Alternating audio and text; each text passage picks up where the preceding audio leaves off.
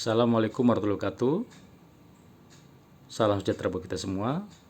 Selamat bertemu kembali di kelas akuntansi biaya. Topik hari ini kita akan belajar cost system and cost accumulation. Kita boleh lihat bagan atau siklusnya, arus biaya perusahaan manufaktur. Arus biaya perusahaan manufaktur dibagi dua. Ada bahan baku, ada tenaga kerja. Bahan baku juga dibagi dua, bahan baku tidak langsung maupun bahan baku langsung. Tenaga kerja bagi juga dua, tenaga kerja tidak langsung dan tenaga kerja langsung. Di sini kita boleh lihat siklusnya ya, arah tanda panahnya. Contohnya itu bahan baku tidak langsung masuk dalam proses produksi atau BOP, biaya variabel, barang dalam proses dan barang jadi untuk menentukan harga pokok penjualan. Demikian juga tenaga kerja langsung, dia langsung masuk dalam proses tanpa melalui BOP, langsung barang jadi dan tentukan harga pokok penjualannya. Arus fisik produk pada perusahaan manufaktur, ada bahan baku, ada tenaga kerja, ada overhead, proses produksi untuk menentukan produk jadi. Kita boleh juga perhatikan proses postingannya ya. Arus biaya perusahaan manufaktur. Tadi ada bahan, tenaga overhead, proses produksi, langsung produk jadi, dan menentukan harga jual.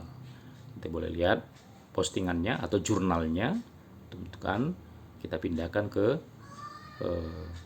buku besar ya. Ada buku besar bahan baku, ada buku besar tenaga kerja, ada buku besar barang dalam proses, ada buku besar produk jadi, dan ada buku besar harga pokok penjualan.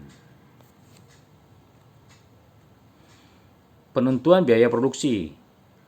Dalam full costing, ya, penentuan biaya produksi itu berdasarkan golongan atau pendekatan fungsi, yaitu biaya digolongkan menjadi biaya produk dan biaya non produksi. Sedangkan variable costing, ya, penentuan biaya produksi digolongkan dengan pendekatan variabilitas. Itu biaya digolongkan menjadi biaya variabel dan biaya tetap. Perbedaan kos produksi menurut metode full costing dan variable costing. Yang pokok di sini adalah dalam full costing elemennya biaya overhead tetap itu ada, sementara untuk elemen biaya overhead tetap di dalam variable costing itu tidak ada. Yang lainnya ada ya, sama, ada biaya bahan baku, biaya tenaga kerja, ada biaya overhead variabel. Ini bagan dalam menghitung laporan laba rugi perusahaan manufaktur. Kita bisa lihat bagannya ya. Ada kos penjualan, itu terdiri dari persediaan awal produk jadi. Untuk kos produksi, persediaan awal produk dalam proses. Sementara untuk biaya produksi ada biaya bahan baku, biaya tenaga kerja, ada biaya variabel, ada total biaya produksi.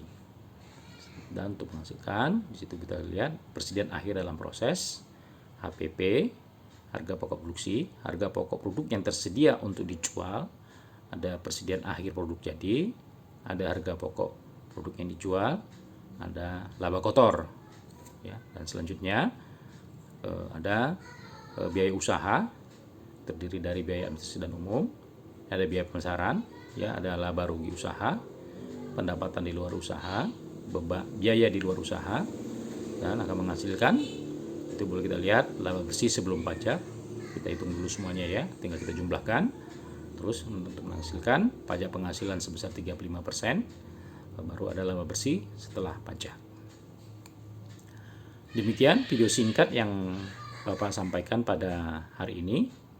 Semoga para mahasiswa dapat mempelajarinya nanti di e-learning. Ya, Bapak akan kirimkan materinya lebih full lagi di dalam e-learning. Terima kasih, selalu jaga kesehatan.